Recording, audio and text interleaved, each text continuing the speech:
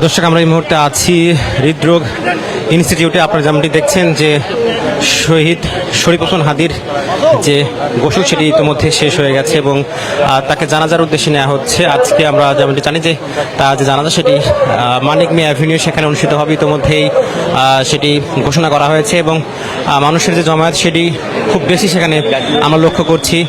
আমরা যেমনটি জানি যে আজকে সকাল 9:30 তার যে মরদেহ সেটি ময়নাতদন্তের জন্য নেওয়া হয়েছিল। তারপর সেখান থেকে 11:30 পরে সেখান থেকে নেওয়া হয়েছে গোসল করার জন্য।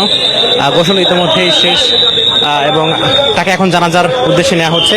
সেখানে জানাজা সম্পূর্ণ করার পর ঢাকা বিশ্ববিদ্যালয়ের কাজী নজরুল ইসলামের যে কবরস্থান আছে তার পাশে তাকে সমাহিত করা হবে। ইতিমধ্যে সেখানে যে কবরের খোঁড়ার কাজ সেটি আমরা দেখতে পাচ্ছি যে শুরু হয়ে গেছে এবং সেখানে প্রায় প্রস্তুত করা হয়েছে এবং জানাজার জন্য সকল প্রস্তুতি ইতিমধ্যে নেওয়া হয়েছে।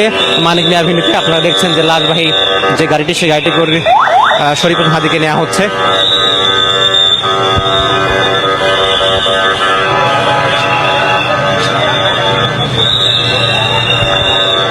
দর্শক, গত 12ই ডিসেম্বর শহীদ শরীফ ওসমান হাদি তিনি গুলিবিদ্ধ হয়েছিলেন। এরপরে চিকিৎসাধীন অবস্থায় তিনি ইন্তেকাল করেন এবং শহীদ হন। তার মরদেহ গতকাল সন্ধ্যা 6টার দিকে বাংলাদেশে আনা হয়েছে এবং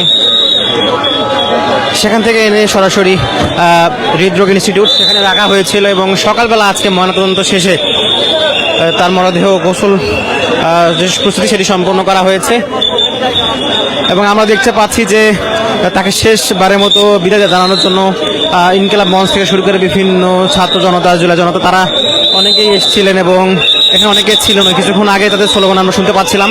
আমরা যেমনটি দেখছি যে আইন শৃঙ্খলা বাহিনীর সহায়তায় শহীদ শরীফ ওসমান হাদির যে মরদেহ সেটি জানাজার জন্য নেওয়া হচ্ছে মানিক মিয়া অ্যাভিনিউ। সেখানে জানাজা সম্পন্ন হবে। জানাজা সেখানে সম্পন্ন হওয়ার পরে আবারও ঢাকা বিশ্ববিদ্যালয়ে সেখানে হবে, সেখানে তাকে দাফন।